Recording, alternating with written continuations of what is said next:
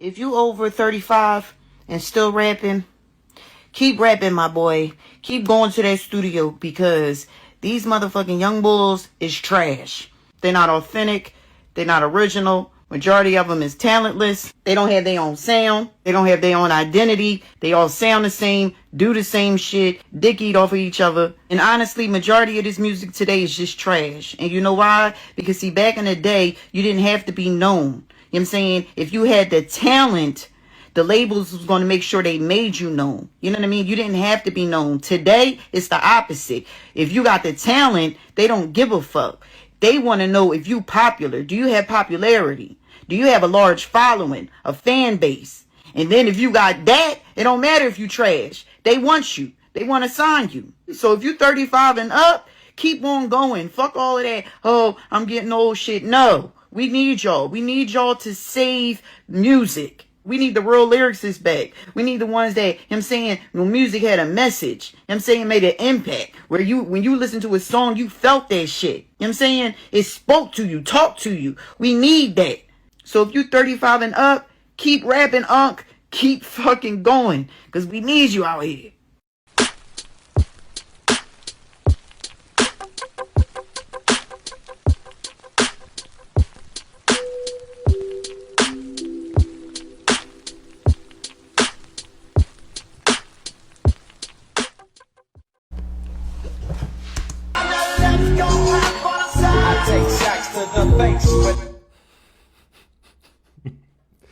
It was like because like of course I know this song. It was like a million ways he could have said that different, bro. I ain't gonna lie, this shit suspect as hell. That first song, when he say he takes sacks to the face, he was talking about baggies. That's what we used to call sacks of weed, or baggies of weed, sacks. The little 1.25 little baggies, or whatever size you get to hustle. They would call them sacks. We didn't call them baggies, but they were baggies. Protected by niggas with big dicks, AKs, and 187. Now, what Snoop was saying about big dicks, AKs, 187s, what I'm gonna say is, I don't know what the fuck. Like, he was 20. What do you expect? I don't think he meant it like that. I think he was talking about himself, but it just came across as like, why are you referring to the other people with death row having big dicks? What the fuck my dick gotta do with anything? Hey, I ain't gonna lie, bro. This suspect as hell. What the fuck? Why we need to know that? Let me tell you something. You might got more cash than me, but you ain't got the skills to eat a nigga's ass like me. No, bro, get the fuck out. No. Now, when we used to say, when Cannabis said you ain't got the skills to eat a nigga ass, he wasn't talking about his literal fucking ass. He was talking about, he was using ass as an adjective, like, your ass ain't fucking with me. Like, but he said you can't eat a nigga's ass. We used to say we used to eat MCs. Now, I guess it sounds fucked up because people are taking him saying you can't eat a nigga's ass like a nigga's literal ass. That's not what he was saying. He was using ass as like a noun to describe the person. You can't eat a nigga's ass like me. Like, eat the rapper, not his fucking ass. You niggas is just gay and think about gay shit. That shit unexplainable, gang. That shit, I ain't got no words for you. Male groupies getting shaky when I come from the rear. What the fuck does that mean? Hey, old school niggas was freaky. I ain't gonna lie, bro.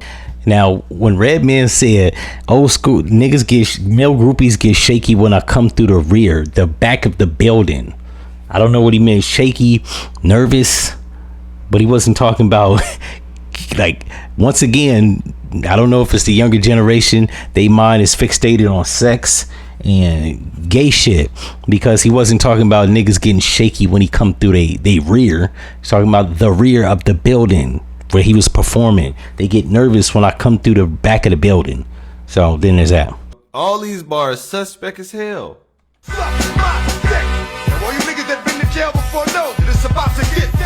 Wait, why did he say that bar after? Wait, bro, rest in peace DMX, but bro, you gotta explain this shit. So when DMX said all you niggas in jail know it's about to get thick, he wasn't talking about his dick getting thick. He was talking about the situation, like in the thick of things about to get thick. It's an expression, you know what I'm saying, we used to use, well, they probably still use the expression in the thick of it. That's what he was talking about, the situation getting tense. Once again, mine is not thinking about sex. He's not talking about his penis. He said it did sound fucked up because he said all you niggas have been to jail before know that it's about to get thick. But prior to that, he said suck my dick. He wasn't talking about his dick getting thick. He was talking about the situation from him saying suck my dick, being disrespectful. Bangkok and Bangkok. Now, when Ludacris said he Bangkok in Bangkok, I don't know. I was assuming he meant he bangs his cock in Bangkok. I don't think he meant he was banging cocks. While I like Ludacris, he is an Atlanta staple. And maybe he was telling on himself. I don't know. I like to think he wasn't. I like to think Luda wasn't gay, considering he got a bunch of kids.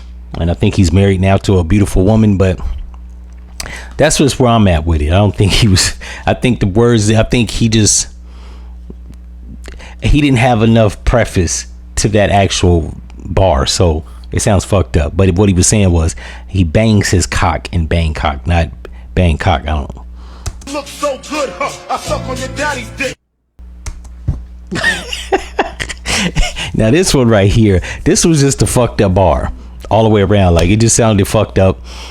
As a Biggie fan, I got nothing. I was stumped when I heard it. Even when it came out in 1994, I was 12. I got nothing. I guess he was trying to drive home a point, but yeah, it didn't land well. But considering he was married to Faith Evans, he has kids, we gave Biggie a pass because we didn't think he was on some gay shit. That's the only thing I'm gonna say about that. I ain't gonna lie, this just might be the worst one on here. Yeah, these old school niggas freaky. I never had my dick sucked by a man before, but you gon' be the first, you little trick ass hoe. I guess pause didn't exist back then, so niggas was just getting away with shit like this. Okay, so for DJ Quick, that particular, I like that song. It's come from Dollars and Cents. That particular song, I got nothing. I'm gonna keep it 100. Even every time I hear that, and I love that song, Dollars and Cents. It was a diss song to MC8, but I guess he got carried away so hard that he didn't. Like, he was trying to be so disrespectful. That was some real disrespectful shit. Yeah, I got nothing. I think I even want to say I think niggas in the studio was probably like, yo, Quick, that was a bit much. To which he probably say he didn't give a fuck. I don't even know what Quick's explanation for that is. I gotta watch the Drink Champs episode with him. But Quick was known to say real slick and like flipping shit like that. So it didn't shock me when I heard him, because if you listen to DJ Quick, Quick is the name. I think he got another album called Compton. I think the Dollars and Cents album, I think that's his titled album. But if you listen to Quick anthology, he says slick ass shit like this, where it makes you want to think like, bro, you good? Honestly speaking though, me personally, I don't really think Quick was actually all the way straight. And as a Quick fan, like, I like DJ Quick, but I'm not convinced that he didn't fuck guys. There's a slim possibility I think DJ Quick dibbled and dabbled. I'm sorry, David Blake, if you hear this shit. I ain't trying to shit on your name, but yeah, you used to say a lot of foul, flagrant, out of pocket shit. So this just adds to the repertoire. But I was, like I said, I wasn't surprised. I've been listening to Quick since '89, and he used to say a lot of like real flagrant shit. So this didn't actually throw me for a loop. But it was like, wow, bro, what the fuck, you good? You know what I'm saying? In any event, I hope I explained that shit. That's all I got. I hope I broke the shit down. In the comment section when I seen this video on Instagram, nigga said I broke this down real thoroughly. So I hope this video actually drives home the point, made a little bit of sense, help some of you young niggas put context to shit, cause y'all just be on some, it ain't that we was freaky. Most of these niggas wasn't freaky. It was it was Quick and DJ Quick and Biggie. Most of these niggas wasn't freaky, but for the most part, there wasn't really a lot of like innuendo in the shit they were saying. They honestly were just, that's how we talked. And back then, like I said, we wasn't on no gay shit. So a lot of this stuff like sex and male groupies getting shaky when I come through the rear, or even eating niggas ass, like it didn't come in our mind, it didn't register. They was talking about eating, because we were actually focused on the music, and that's what they were doing. They were literally using prefaces and phrases and expressions to the music, and the lingo, let's just say it was a little different. Now you guys are just literal.